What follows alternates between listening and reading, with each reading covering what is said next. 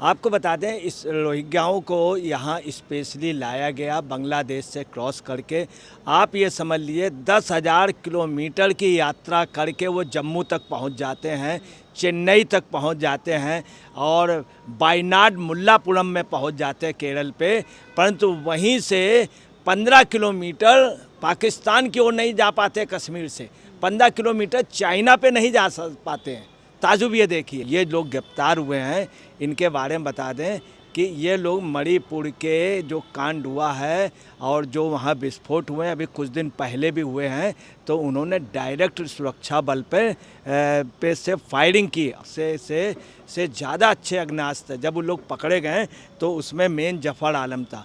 उससे जब वो हुआ तो जम्मू में जब वो छापे मारे गए तो आपको बताना अमेरिकन डॉलर इनके पास काफ़ी मिले। केजरीवाल का दिल्ली में जीतने की जो सबसे बड़ी वजह थी वो ये आया, झुग्गी झोपड़ियाँ जहाँ पे बांग्लादेशी और वो थे रोहिंग्या, उन्होंने जम करके मतदान किया। आज की डेट में रोहिंग्या और बांग्लादेशी हावी हैं, उनको बहुत बड़ा तन मन धन से सपोर्ट है। इस पे कुछ होना, NIA के जो छापे पड़ रहे हैं बहुत अच्छा, अब इन लोगों के ऊपर कार्रवाई होनी चाहिए। स्वागत है आपका HDV न्यूज़ पर। मैं हूं आपके साथ शिप्रा सैनी। जम्मू कश्मीर से लेकर असम और तमिलनाडु तक राष्ट्रीय जांच एजेंसी लगातार छापेमारी कर रही है। अवैध रोहिंग्याओं और उनसे जुड़े तमाम लोगों के खिलाफ एक्शन जारी है और जम्मू कश्मीर से एक बड़ी गिरफ्तारी हुई है। जफर आलम को जम्मू कश्मीर पुलिस ने, वहां NIA ने गिरफ्तार किया है और बताया ये जा रहा है कि मणिपुर IED ब्लास्ट से उसके संबंध हैं, वो एक कथित आतंकी है। इस पूरे मामले पर विस्तार से बातचीत करेंगे वरिष्ठ पत्रकार अजय जी मेरे साथ हैं। अजय जी, बहुत बहुत स्वागत है आपका। सवाल ये है कि जो NIA लगातार छापेमारी कर रही है, जिस तरीके से ये रोहिंग्या गिरफ्तार हो रहे हैं, आखिर इन्हें कौन पनाह दे रहा है? जफर आलम को गिरफ्तार किया है जिसका संबंध मणिपुर IED ब्लास्ट से है, तो आखिर ये देश में चल क्या रहा है? हालांकि NIA की छापेमारी जारी है, लेकिन पश्चिम बंगाल से लेकर असम और इसके अलावा तमिलनाडु, चेन्नई यानी बॉर्डर से सटे जो राज्य हैं वहां पर लगातार ये गिरफ्तारियां हो रही हैं। क्या कहेंगे आप इस पूरे मामले को लेकर? देखिए, एक योजनाबद्ध तरीके से भारत के स्वरूप को बिगाड़ा जा रहा है। भारत को इन लोगों की खंड खंड करने की योजना है। इन लोगों ने पहले भी भारत का टुकड़ा किया, अब ये लोग फिर चाहते हैं कई टुकड़ों पे। ऐसा होने वाला नहीं है। आपको बता दें इस रोहिंग्याओं को यहाँ स्पेशली लाया गया बांग्लादेश से क्रॉस करके। आप ये समझ लिए 10,000 किलोमीटर की यात्रा करके वो जम्मू तक पहुँच जाते हैं, चेन्नई तक पहुँच जाते हैं और वायनाड मुल्लापुरम में पहुँच जाते हैं केरल पे। परंतु वहीं से 15 किलोमीटर पाकिस्तान की ओर नहीं जा पाते, कश्मीर से 15 किलोमीटर चाइना पे नहीं जा पाते हैं। ताजुब ये देखिए, ये बांग्लादेश में नहीं जाते हैं, बर्मा से उधर नहीं जाते हैं और कंट्रियों में नहीं जाते हैं, परंतु वो सीधे भारत में, और बांग्लादेश बाकायदे प्रश्रय देता है। ये एक योजनाबद्ध तरीके से, मैं आपको बता दूं, जो ये लोग गिरफ्तार हुए हैं इनके बारे में बता दें कि ये लोग मणिपुर के जो कांड हुआ है और जो वहाँ विस्फोट हुए हैं, अभी कुछ दिन पहले भी हुए हैं, तो उन्होंने डायरेक्ट सुरक्षा बल पे से फायरिंग की और मुकाबला किया सुरक्षा बल से ज़्यादा अच्छे अग्नास्त्र जब वो लोग पकड़े गए तो उसमें मेन जफ़र आलम था। उससे जब वो हुआ तो जम्मू में जब वो छापे मारे गए तो आपको बताना अमेरिकन डॉलर इनके पास काफ़ी मिले। 20 लाख रुपया कैश मिला। 20 लाख रुपया कैश आजकल लोगों के पास होता नहीं है और कैश कोई नहीं यूज़ करता। मैं कैश इनको चाहना होता आतंकवाद के लिए। 20 लाख रुपया कैश बरामद हुआ। 44 लोग जो हैं वो ऐसे लोग हुए हैं जो मानव तस्करी कराते। दूसरे लोग क्या करते थे, कम एज की लड़कियां बांग्लादेश से, रोहिंग्या से ला करके यहाँ पर तमाम लोगों के यहाँ वो महिलाएं एडजस्ट कर देते थे, उनसे शादी करा देते थे। दूसरा आपको बता रहे हैं, उनसे जो बच्चे होते थे उन बच्चों को छोटे से ही उसके लिए लेबरगिरी करने के लिए सिखाया जाता था, मजदूरी के लिए। वहाँ से काफ़ी लोग ला करके यहाँ पे मजदूरी, और उनकी आर्थिक स्थिति बहुत अच्छी है, उनको खाना पीना सब ये लोग मुहैया कराते थे। और आपको बताना बहुत अफसोस की बात है, कई मुख्यमंत्री, कई बड़े नेता, पूरी कांग्रेस पार्टी आप समझ लीजिए खुल करके सपोर्ट करती थी, खुल करके। और आपको बताना है उनके लिए ये लोग मानवाधिकार चले जाते थे, सुप्रीम कोर्ट चले जाते थे। केजरीवाल का दिल्ली में जीतने की जो सबसे बड़ी वजह थी वो ये आया, झुग्गी झोपड़ियाँ जहाँ पे बांग्लादेशी और वो थे रोहिंग्या, उन्होंने जम करके मतदान किया। वहीं हिंदू जो पाकिस्तान से आए थे वो अभी तक नागरिकता नहीं पा पाए, यहाँ सीरी पोर्ट और वहाँ पे रहते हैं। तो आपने केजरीवाल का जिक्र किया कि जीतने की एक बड़ी वजह जो है ये अवैध रोहिंग्या ही है।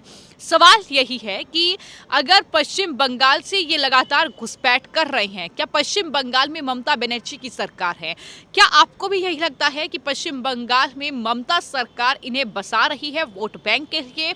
बाकायदा इनके डॉक्यूमेंट तैयार किए जा रहे हैं, इन्हें पासपोर्ट दिलाया जा रहा है, इनके आधार कार्ड बनवाए जा रहे हैं। आखिर ये पूरा जो एक सिंडिकेट काम कर रहा है, गिरोह काम कर रहा है, क्या राजनीतिक चेहरे हैं जिनकी कहीं ना कहीं शय इन्हें मिली हुई है और उसके चलते ये तमाम चीज़ें हो रही हैं? पूरा राजनीतिक शय मिला है। यही ममता बनर्जी ने आज से 25 साल पहले पार्लियामेंट में रो करके अब बहुत ज़्यादा आगे आसन में आ करके इन्होंने 25 साल पहले 35 साल पहले आ करके लड़ाई लड़ी थी। बांग्लादेशी आ रहे हैं, पूरी हिंदुस्तान की तस्वीर बिगड़ी जा रही, बंगाल में हम लोग माइनॉरिटी में चले जा रहे हैं, इसीलिए लड़ी थी। उसके बाद आपको बता रहे हैं ममता बनर्जी ने देखा कि हम राजनीति में नहीं आ पा रहे, इन्होंने इनका सहारा ले लिया। आज ममता बनर्जी सिर्फ इनकी वोट के बल पर है। ये बात हम नहीं कह रहे हैं, वहाँ की जांच एजेंसियाँ। दूसरी बात, बंगाल की एलआईओ ने, बंगाल की इंटेलिजेंस ने, इन्हीं की इंटेलिजेंस ने स्वीकार किया।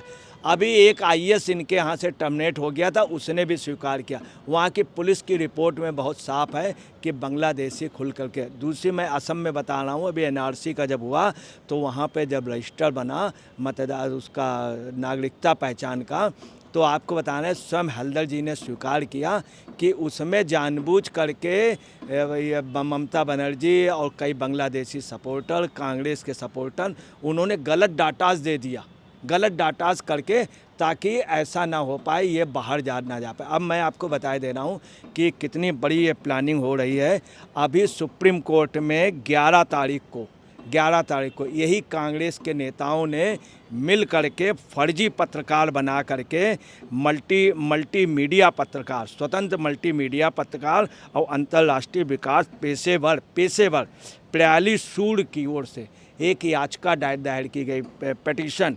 उसमें आदेश क्या हुआ कि अवैध रोहिंग्या की रिहाई जो है, मतलब अवैध रह रहे हैं, उनकी रिहाई कर दी जाए और उनको मतलब हर तरह की सुविधाएं दी जाएं। आप देखिए सुप्रीम कोर्ट में पैरवी एक से एक बड़े वकील, बहुत टॉप के हिंदुस्तान के जो 4-5 वकील हैं जो आतंकवादियों सबको जेल को रात को खुलवा लेते हैं, और जिन्होंने मनीष कश्यप पे लगवाया था मुकदमा, इन सब लोगों ने मिल करके, और ये आप समझ लीजिए इनके फेवर में लोग, इनके फेवर में इतनी बड़ी जमात है कि देश का क्या होगा। दूसरी आपको बता दें, जब ये मामला सबसे ज़्यादा उठा तो आसाम में उठा। आसाम में जब अल्पमत होने लगे तो कांग्रेस ने क्या किया, फखरुद्दीन अली अहमद को राष्ट्रपति बना दिया।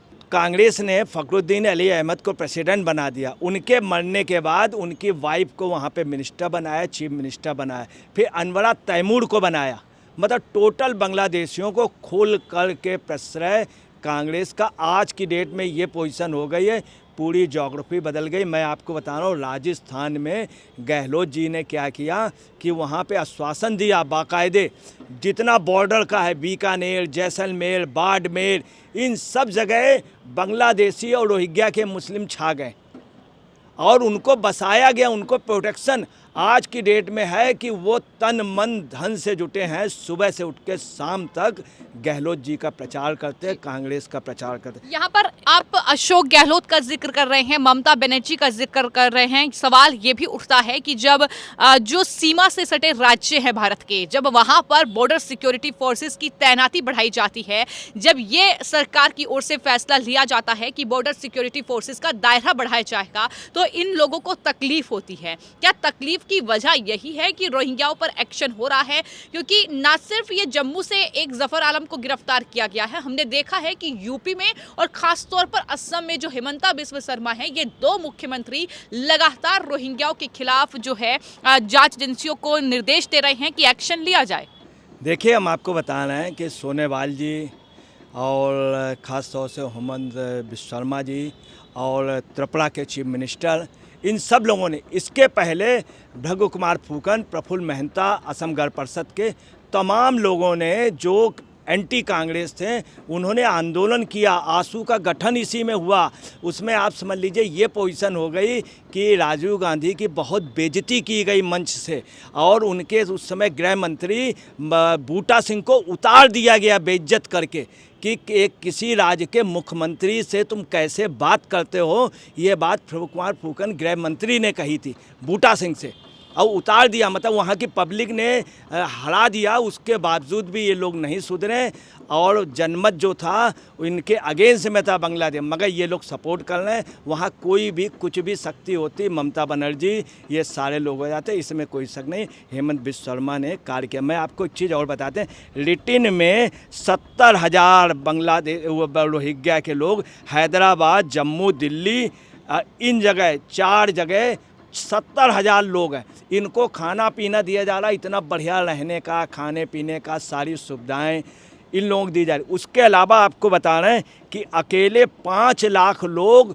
दिल्ली आसपास हैं। मैं आपको बता रहा हूँ, जब ये आप चुनाव हो रहा था उस समय ये हुआ कि आप पार्टी हार रही है तो कैसे बीजेपी को हराया जाए, तो वहाँ मैथ क्या लगाई गई कि कांग्रेस के सारे लोग वोट दे दें तो बीजेपी हार जाए। तब ये हुआ कि तब भी नहीं जीत पाएंगे। फिर ये हुआ कि चिंता ना करिए, पॉकेट पे इतनी विधानसभाएं हैं, 37 विधानसभाएं जिसमें रोहिंग्या ये हैं, अगर ये मतदान कर जाएगा तो बीजेपी हार जाएगी, और उन्होंने एक तरफा मतदान कर दिया। यही वजह है कि विपक्ष की एक भी सीट नहीं आई, सिर्फ 3 सीटें मिली। आज की डेट में रोहिंग्या और बांग्लादेशी हावी हैं, उनको बहुत बड़ा तन मन धन से सपोर्ट है।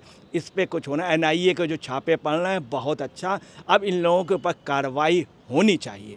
तो इस पूरे मामले को लेकर वरिष्ठ पत्रकार अजय जी को आपने सुना, उनका यही कहना है कि जिस तरीके से कुछ राजनीतिक दलों की शय इन्हें मिली हुई है और लगातार जिस तरीके से वोट बैंक के लिए इन्हें बसाया जा रहा है, लेकिन इस बीच NIA का ये एक्शन कहीं ना कहीं इसकी तारीफ करनी होगी, और ऐसा ही एक्शन जो है रोहिंग्याओं पर होना चाहिए ताकि देश की सुरक्षा के साथ ये रोहिंग्या खिलवाड़ ना कर पाएं। फिलहाल आपकी इस पूरे मामले को लेकर क्या राय है, हमें कॉमेंट बॉक्स में ज़रूर लिखें। धन्यवाद।